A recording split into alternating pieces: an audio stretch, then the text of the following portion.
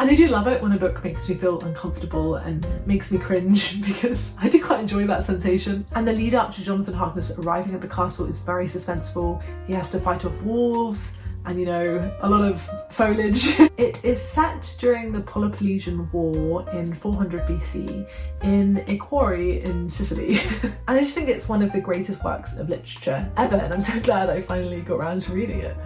Hello, welcome to this video. It's very nice to have you here.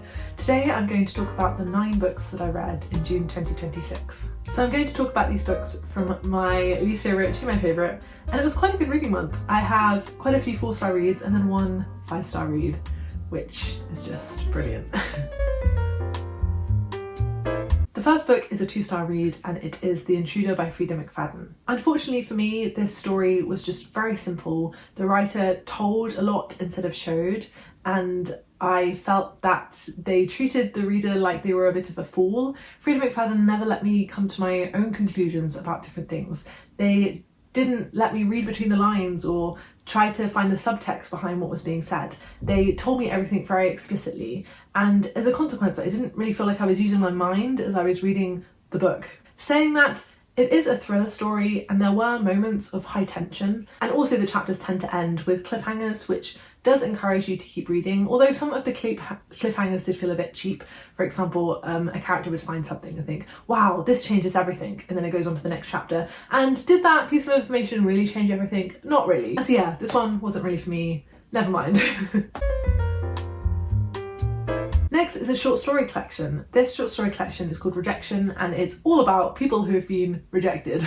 My favourite short stories within it are the first story and the second story. The first story is called The Feminist, and it's about a man who perceives himself to be quite a feminist. But then as the story continues, he starts to be more inclined to believe in misogynistic ideas. I also like the second short story, which is about this girl who has a romantic moment with one of her best friends, and then the best friend doesn't want to continue things romantically, and this rejection really affects her for many years, and it gets more and more unsettling and like cringeworthy as it goes on because she really cannot let this rejection go.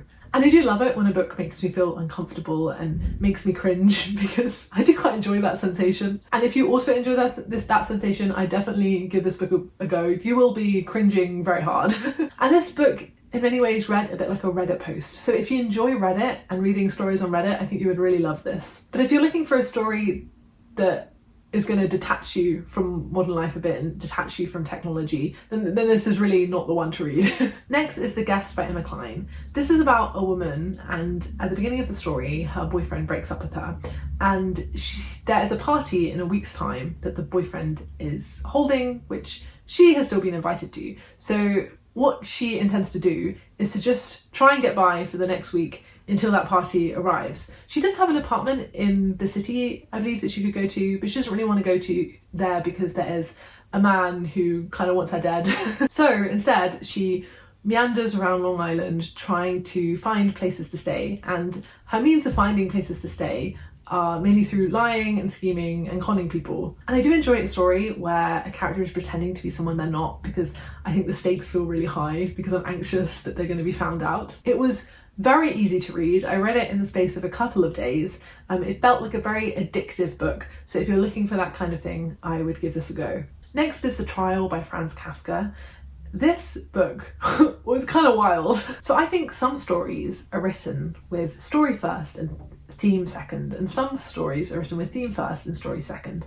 Stories that I think fit in this latter category are stories like Clockwork Orange, stories like Animal Farm. I think the authors had a very clear intention and something that they wanted to critique through writing their stories, and I think The Trial is very similar. I think this story, its main goal is to critique blind obedience to institutional power. It is encouraging people to have agency and not just accept that the people in power are the people who hold the power and that can't be changed. And it explores this theme through a main character who is arrested at the beginning of the book, but he's not told why he is arrested.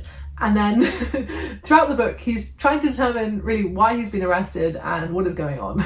And the story was also written during the First World War, and so it did in some ways foreshadow the rise in totalitarian ideology that was to come in the lead up to the Second World War. And there was a lot I really enjoyed about the story, but I think because it is quite absurdist and quite unrealistic, I did feel a bit alienated from the story. I think taste-wise, I do prefer a story to be a bit more grounded in realism, so I can immerse myself into the world a bit more easily.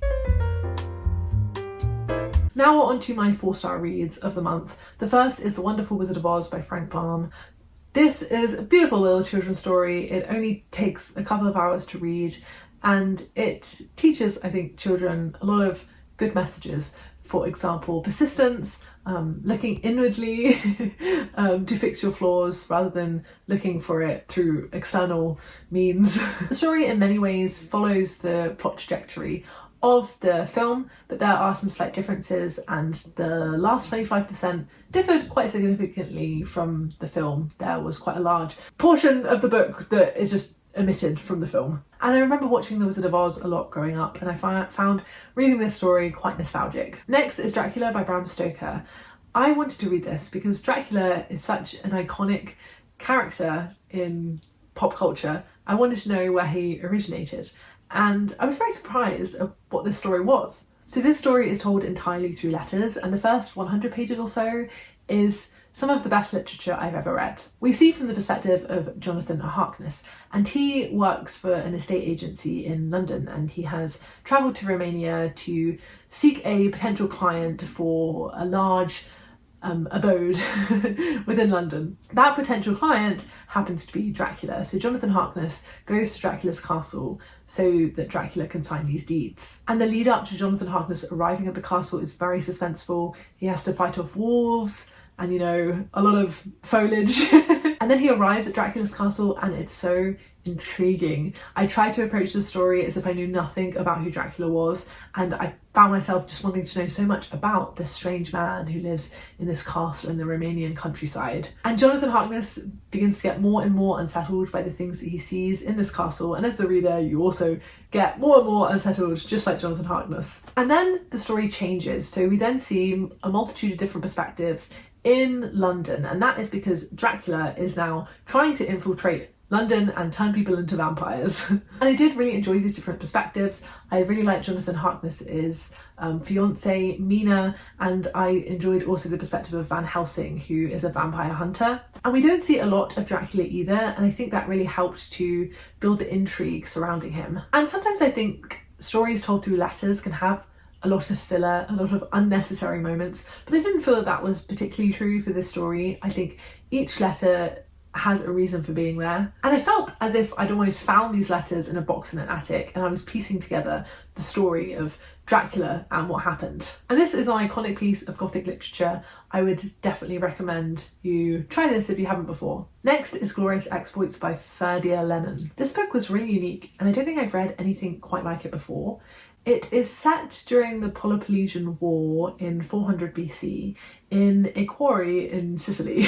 That's a very unique location. And we're following the main character of Lampo, and nearby where he lives there is a quarry full of Athenian slaves, and Lampo and his best friend decide to put on a play using the Athenians because they really value Athenian literature. For example, they really like Euripides. And the story is really about how art can be used to make life a little bit easier. I really like the quote, "He believed the world a wounded thing that could only be healed by story." The next book I want to talk about is Kushiel by Jacqueline Carey, and I have this book in physical form, which is nice. I tend to read my books from the library or on Kindle to try and save a bit of money.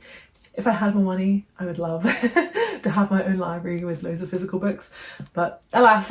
So the world in the story is geographically very similar to Europe. The map at the beginning of the book looks quite like Europe, but all the countries have different names. They also have different religions, different cultures than we do in our world. One of the religions in this world are the Servants of Nam, and the Servants of Nam view intimacy as a very holy thing, and they don't see that intimacy has any taboo at all. And our main character Pedra is a servant of Nam, and she is adopted by a nobleman named Delaney, and Delaney wants our main character Pedra to interact with her patrons and discover secrets of the realm so Delaney can retain his position as a well thought about nobleman. And I really enjoyed how the main character had to piece together things that she overheard. As the reader, you're also trying to determine who is good and who is bad and who works for who. I think it's almost like Game of Thrones, but if Game of Thrones was from one single perspective. And if you enjoy epic fantasy,